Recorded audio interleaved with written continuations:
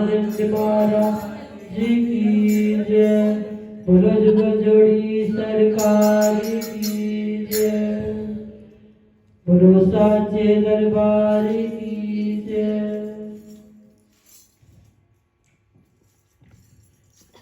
मेरे भोला ते करे नी विच फरक दातार क्यों ता जो तेनू ठीक नहीं लगदा ओ कम हर बार क्यों होता।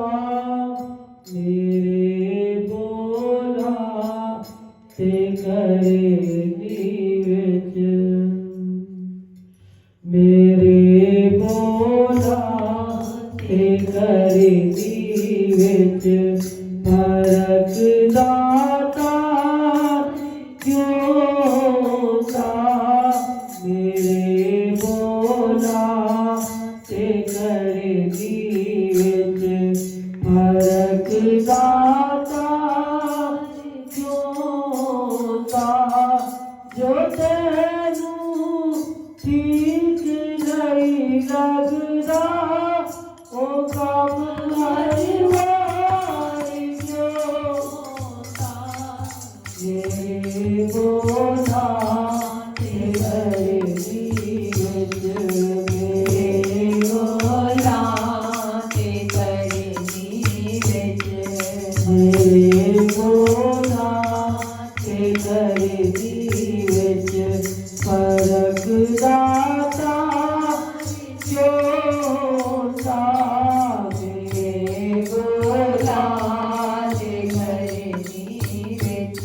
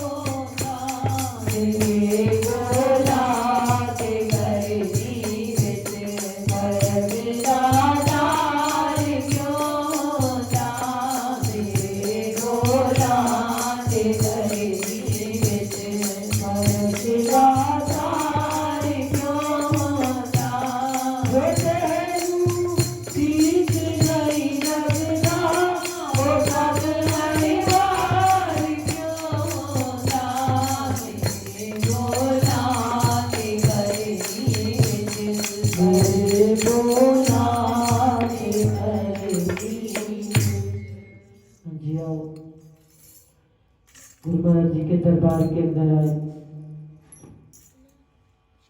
अरदास कर रहे, गुरु महाराज जी के चरणों के अंदर प्रार्थना कर रहे कि हे गुरु महाराज जी, मैं भी आपके जैसा क्यों नहीं बन जाता। मेरा ध्यान हर पल हर घड़ी क्यों आपके चरणों से छूट जाता है। कोशिश करता हूं लेकिन बन नहीं पाता। हम जो काम करते हैं, शुरुआत की, एक बार असफल हुए, दूसरी बार किया, दूसरी बार असफल हुए, तीसरी बार काम को छोड़ देते हैं। वो असफलता कोशिश हमारी आगे कामयाब नहीं होती, क्योंकि हम कोशिश थोड़ी करते हैं। अगर हम कोशिश करते रहे, मेहनत करते रहे, तो हो ही नहीं सकता हमारे को सफलता ना मिले।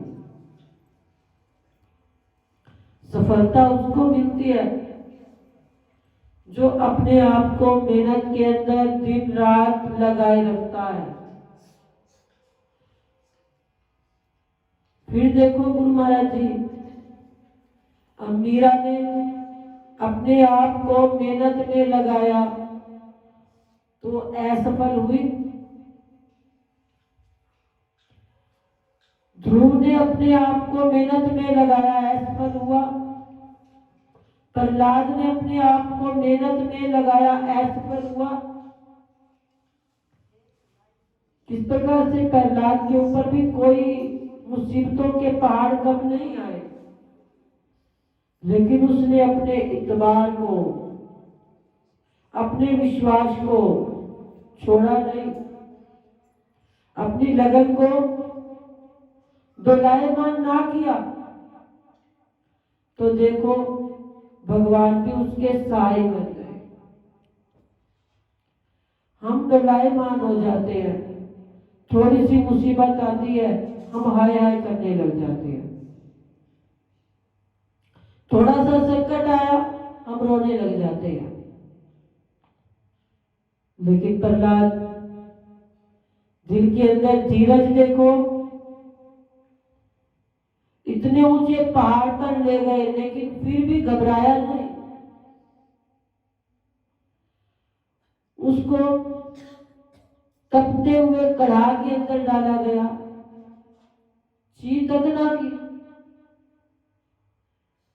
तपे हुए खंबे के साथ लगा दिया, बिल्कुल भी ना चूकी।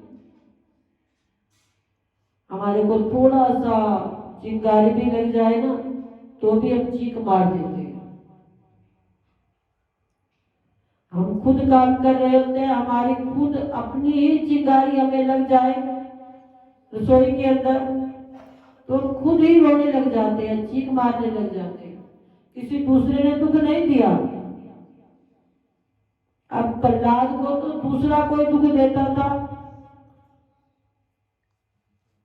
लेकिन फिर भी देखो उसने परवाह ना की, उसकी लगन कामयाब बन गई, उसके सदगुण सहाय हो गए।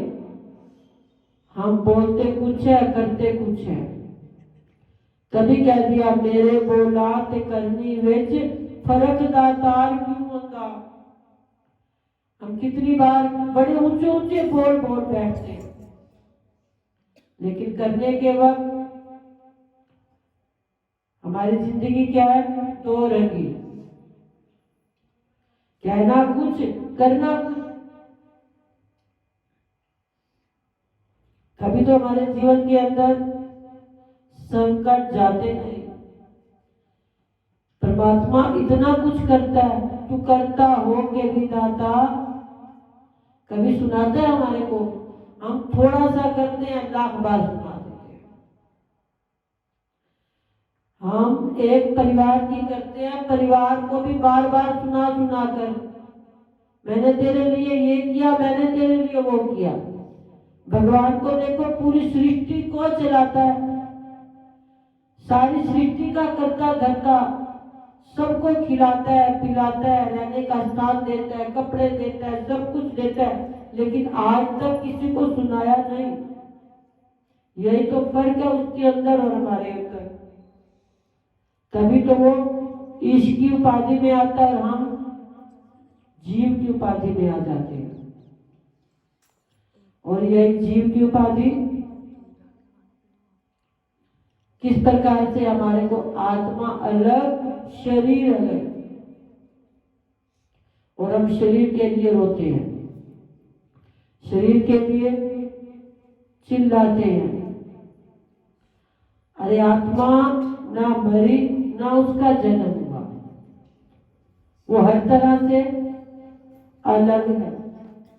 एक बार सत्संग हो रहा था, सत्संग के बीच में एक जिज्ञासु ने गुरु महाराज जी के चरणों के अंदर प्रश्न कर दिया, गुरु महाराज जी आप हर समय कहते हो शरीर नाशवान है, आत्मा नाशवान नहीं, ना वो जन्म लेती है ना मरती है, फिर वो दिखती क्यों नहीं?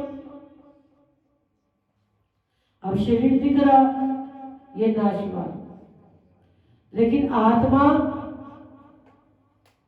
अजर है, अमर है, अविनाशी है, वो दिखाई क्यों नहीं देती? गुरु महाराज जी ने कहा ठीक है, ऐसा करो एक दूध का कटोरा लिया। अब जिज्ञासु एक दूध का कटोरा लाया। गुरु महाराज जी ने कहा इस कटोरे को यहीं रखो और कल मेरे पास वापिस इसको आकर देखना। अब शिष्य चला गया, गुरु महाराज जी के पास अगले दिन आया। गुरु महाराज जी ने कहा कटोरे का ढक्कन खोलो। ढक्कन खोला, दूध क्या हो गया? खराब हो गया। दूध खराब हुआ। गुरु महाराज जी ने कहा अच्छा ऐसा करो आज एक दही का कटोरा लिया। अब वो दही के कटोरे को लाए। गुरु महाराज जी ने कहा कल इस कटोरे को खोलेंगे। अब कल कटोरे को खोला तो दही कुछ कुछ ठीक थी। गुरु महाराज जी ने कहा ऐसा करो इस दही को रख दो, कल देखेंगे इस दही को। अब जैसे ही अगला दिन आया, गुरु महाराज जी ने कहा ढक्कन खोलो। ढक्कन खोला तो दही में से खटास भी आ रही थी और उसका रंग भी बदल गया था। अब जिज्ञासु कहने लगा गुरु महाराज जी मुझे मेरे प्रश्न का उत्तर दो। मैं पूछ रहा हूं कि आत्मा नजर क्यों नहीं आती, शरीर नजर आता है। जो नाशवान है वो नजर आता है, जो अजर अमर है वो नजर क्यों नहीं आता? गुरु महाराज जी ने कहा अच्छा ऐसा करो आज एक घी का कटोरा गया। अब जिज्ञासु गया, घी का कटोरा लाया। गुरु महाराज जी ने कहा इसको रख दो। रख दिया। अगले दिन देखा जो का त्यों। 4 दिन बाद देखा जो का त्यों। महीने बाद देखा जो का त्यों। अब जिज्ञासु कहने लगा गुरु महाराज जी मुझे मेरे प्रश्न का उत्तर दो। आज इतना समय हो गया, आपने महीने पर महीने लगा दिए, लेकिन मुझे ये ना बताया कि आत्मा अजर अमर कैसे है। गुरु महाराज जी ने कहा भक्त तुझे बता तो दिया आत्मा अजर अमर अविनाशी है, तुझे इतना समझाया, इतने उदाहरण दिए। कहने लगा कि ये क्या उदाहरण है? कभी दूध मंगवाते हो, कभी दही मंगवाते हो, कभी घी मंगवाते हो। मैं आपसे जो पूछ रहा वो नहीं बताते हो। गुरु महाराज जी ने कहा अभी समझ नहीं आई। कहने लगा नहीं आई। गुरु महाराज जी ने कहा ये शरीर क्या है? नाशवान है, इससे भजन करेंगे तो ये दूध है। अगर हम इस भजन के साथ किसी की सेवा करेंगे, दीन दुखियों के ऊपर उपकार करेंगे, किसी का भला करेंगे, तो वो क्या है? दही है। और इसके साथ करने के बाद अपने आप को रोज नियम से सिमरन के ऊपर और सत्संग के अंदर अपने आप को परिपक्व बनाना है। जब परिपक्व बन जाएंगे ना, सत्संग से नियम पर आएंगे, सत्संग को सुनेंगे, उसके ऊपर ग्रहण होगा हमारा जीवन, और फिर सिमरन के अंदर अपने आप को लगाएंगे, अपनी वृत्ति ध्यान इधर उधर डोलायमान नहीं करेंगे, तो क्या हो जाएगा? वो घी बन जाएगा। और घी देखो कभी खराब होता है? कितना समय पड़ा रहे, घी के ऊपर कोई नुकसान नहीं। दूध क्या हो जाता है? नुकसान हो जाता है। दूध क्या है? ये हमारा शरीर, ये नाशवान। अब उस दूध को जो जो हम जामन लगाया, जामन से दही बना। उस दही बनने के बाद हमने उसको भिगोया, भिगोने के बाद देखो उसने अपने आप को तपस पे लगाया, मक्खन बना, मक्खन से वो घी बना। मेहनत उसके ऊपर कितनी लगी, जो जो उसके ऊपर मेहनत करते गए उसने अपने आप को मिटा दिया, दूध से घी बना दिया। तो देखो वो उच्च कोटि का हो गया। तो हम भी तो अपने जीवन के अंदर इस शरीर से भजन करेंगे, सिमरन करेंगे, गुरु से नाम दीक्षा लेंगे, जितना हो दान पुण्य करेंगे तो हमारा जीवन अपने आप आत्मा का साक्षात करने लग जाएगा। पता चल जाएगा मैं और वो दोनों एक है, जो वो है सो मैं हूं। हम ब्रह्म असली बन जाएंगे, तब उस समय आत्मा का साक्षात्कार हो जाएगा। जिज्ञासु को समझ आए, गुरु महाराज जी के चरणों में गिरा कि हमें भी अपने जीवन के अंदर इस शरीर से जितना हो परोपकार करना चाहिए। तो हमें भी आत्मा का, हमारे स्कूल का नाम क्या है, ब्रह्म ज्ञान मंदिर। तो हमारे ब्रह्म ज्ञान मंदिर का एक ही पाठ कि अपने आप को ब्रह्म समझो। ब्रह्म समझेंगे तो आत्मा का साक्षात्कार हो जाएगा। तो और गुरु महाराज जी के चरणों के अंदर आए, अपने आप को कभी भी अहंकार में ना लाए, छोटा सा अहंकार भी ना करें। यही समझे गुरु महाराज जी सब कुछ करने वाले, हम कुछ भी नहीं करने वाले। हमारा काम है सेवा, सिमरन, सत्संग के अंदर अपनी जिंदगी को बिताना। श्री कृष्ण गोविंद हरे मुरारी,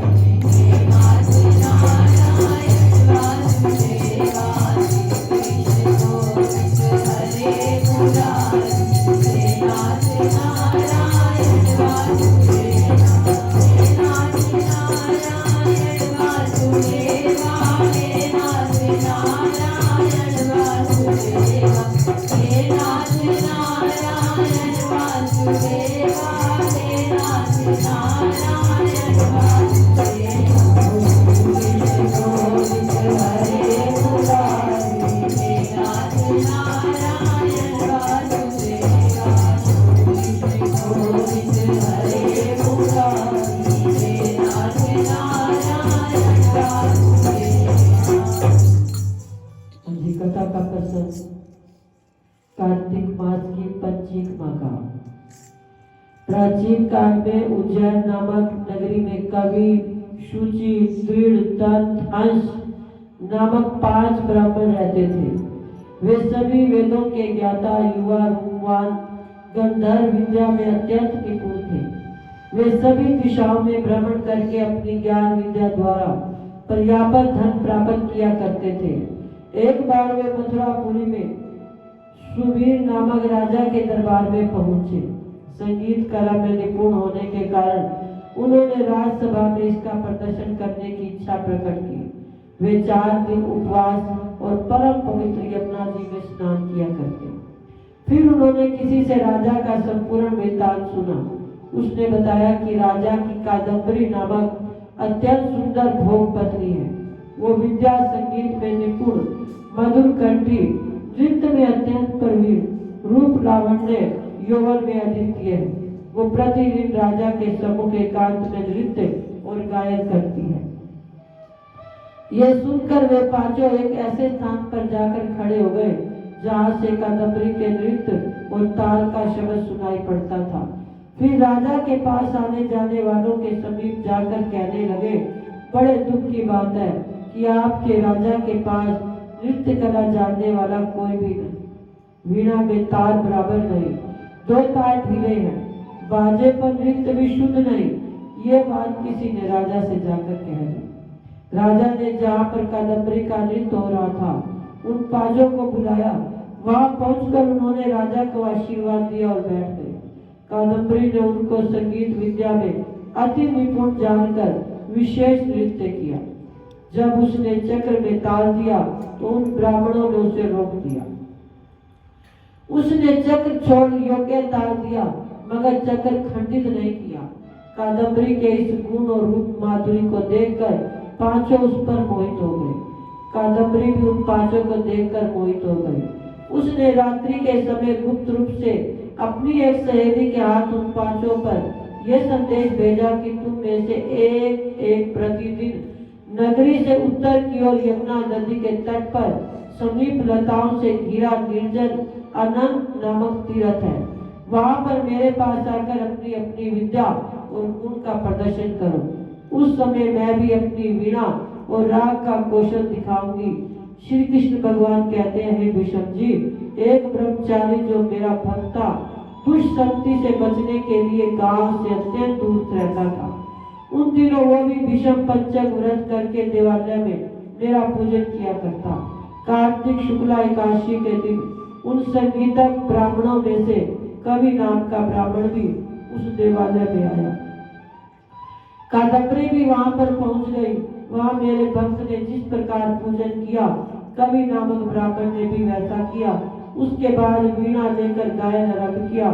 मेरा भक्त क्योंकि अपने मन पर विजय प्राप्त कर चुका था, इस कारण गायन सुनकर उसे क्रोध नहीं आया। कादम्बरी और कवि समस्त रात्रि नृत्य और गायन करते रहे। प्रातःकाल मुनि को गोबर का आचमन करते देख कवि ने भी वैसा किया। इसके बाद कादम्बरी अपने महल में चली गई। मुनि की शक्ति के कारण कवि के समस्त पाप नष्ट हो गए। अतः द्वादशी के दिन वो अपना समस्त द्रव्य दान करके विरक्त हो गया। इस तरह से पहले कवि ने अपने पूरे जीवन का सारा कुछ उस कादम्बरी को ही सौंप दिया। बोलो श्री गुरु महाराज की जय। बोलो पूजनीय श्री संत रामानंद महाराज की जय।